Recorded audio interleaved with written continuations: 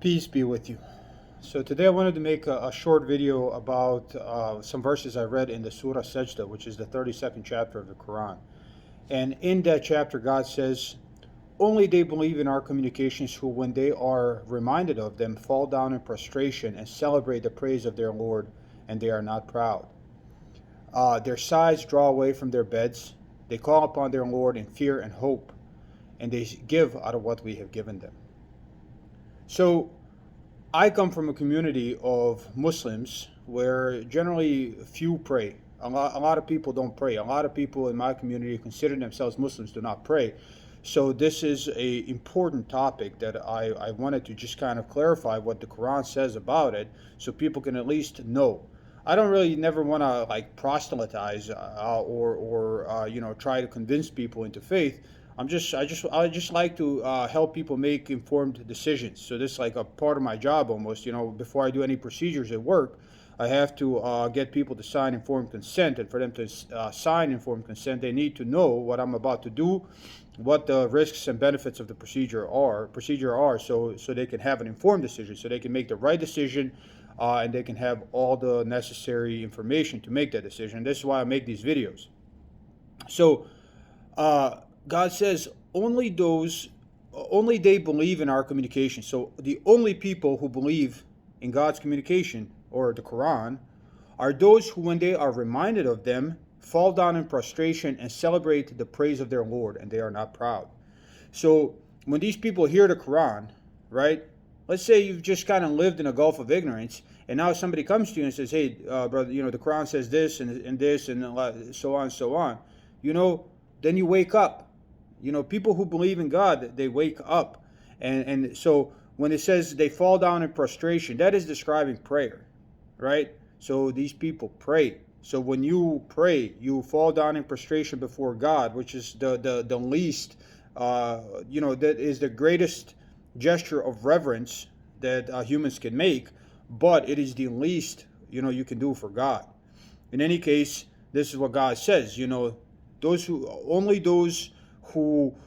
when they are reminded of the communications of God, they fall down in prostration and celebrate the praise of their Lord. So that's another thing that you do when you pray is you celebrate God. You glorify God, and they're not proud. So these people who believe are not too proud to do this, man. You just do this. It doesn't matter where you at. I had to do it at the airport a couple of times. Some airports in America don't have a chapel, and although I kind of feel stupid, and embarrassed, I still do it because hey. If you're going to say you believe in God, then you got to think about what you believe in, and you really got to fight these emotions that the society places on you, because nobody likes feeling like that. Nobody likes feeling like everybody's looking at you. Nobody likes that. So I don't like that. But if you say it's from God, then you better do it, and that's what God says in the Quran. God confirms that. So the next verse then says, "Their sides draw away from their beds. They call upon their Lord in fear and hope." So when it's morning time for Fajr or the dawn prayer, I think it's like 5:40 right now. You get up. Listen, you get up to work. You get up and you go clean toilets, or you go dig ditches, or you go stick your finger up people's orifices for a living, right? But you do it, and you get there on time. You always get there on time because that is what your boss wants. Well, God, you say that God is real. You say the Quran is the message from God, but you can't get up in the morning to pray, and that's not right. So you don't really believe in it, and that's cool. You don't have to believe in it, but you need to be honest with yourself at least and say, listen, I don't believe in this, and maybe later on God will give me a chance to do so, but right now I don't, and that's fine. And that's fine. I was a disbeliever for 30 years. But you have to be honest about it, because hypocrisy is worse than disbelief.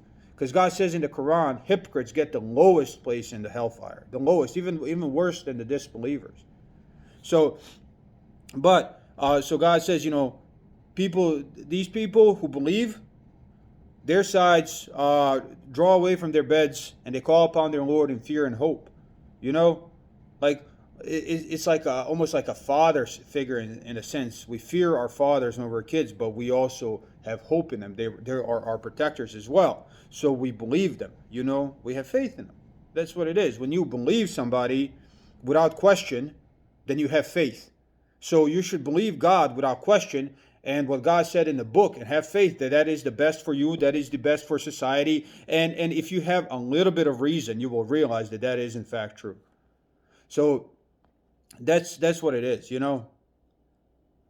And then in the 20, so starting with the 20th verse in the same chapter, God says, "And for those who are defiantly disobedient, their home is the fire.